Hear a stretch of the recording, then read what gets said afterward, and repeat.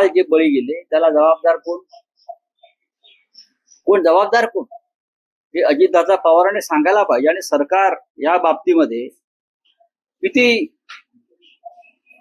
गंभीर आहे. कागदावरती म्हणे हे पैसे मंजूर झालेत. किती? त्या पुलाच्या निर्मितीसाठी सरकारने पैसे मंजूर केले आहेत कागदावर. मग पूल का नाही झाला? पैसे गेले कुठे? मंजूर झालेले पैसे गेले कुठे? पैसे मंजूर झालेत ना. बाकी सगळ्या गोष्टींना पैसे मिळत आहेत. मतं विकत घ्यायला मिळत आहेत. आमदार खासदार विकत घ्यायला कोट्यवधी रुपये मिळत आहेत. निवडणुकीमध्ये मिळत आहेत. लाडक्या बहिणींची मतं विकत घ्यायला पैसे मिळत आहेत. पण काल 41 लोकांचे जे बळी गेले एका पुलामुळे, तो पूल दुरुस्त करायला इंटरेस्टिंग पत्र माझ्या समोर आहे. 11 जुलै 2024 रवींद्र चव्हाण सार्वजनिक बांधकाम खात्याचे मंत्री, त्यांनी हे जे काम आहे कुंडमाळा रस्ता बरं का 31 आणि इंद्रायणी नदीवर जोड रस्त्यासह मोठ्या पुलाचे बांधकाम करणे, तालुका मावळ जिल्हा पुणे, अशा कामाला मंजुरी दिली रवींद्र चव्हाण यांनी. आणि हे त्याने कोणाला कळवलेलं आहे? रवींद्र भेगडे अध्यक्ष भाजप मावळ तालुका, त्यांच्या सहीचं पत्र आहे.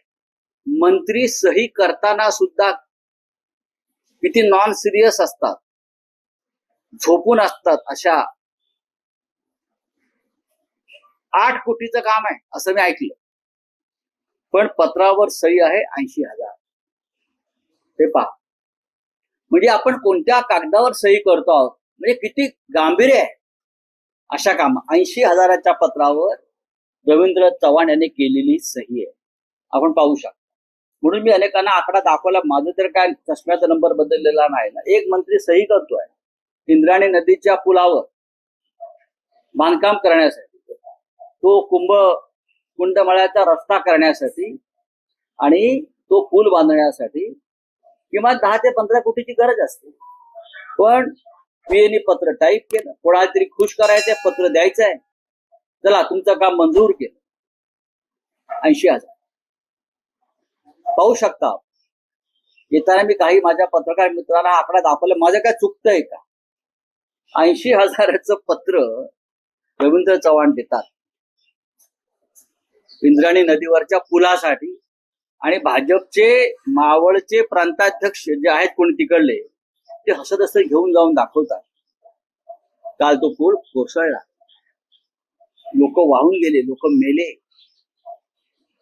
हे या सरकारचं, मंत्र्यांचं आणि भाजपा पुढाऱ्यांचं जनतेच्या प्रती असलेलं प्रेम. अजितदादा पवार कालपासून काय बोलल्याचं मी पाहिलं नाही. एरवी मोठ्या मोठ्यानं तावातावानं बोलत असतात, बोलत असतात. जबाबदारी नाही का पालकमंत्र्यांची? कुठे फिरताय तुम्ही? पुणे शहराच्या बाहेर काय करतायत तुमचे आमदार? सुनील शेळके त्या भागाचे आमदार आहेत. अजितदादांना शरद पवारांपासून तोडून देणारे जे काय आमदार होते त्याच्यात ते वरचे आमदार आहेत. पवार साहेबांच्या तिकीटावर निवडून आले ते, आणि अजित पवारांबरोबर गेले तेच ते आमदार मला वाटतं.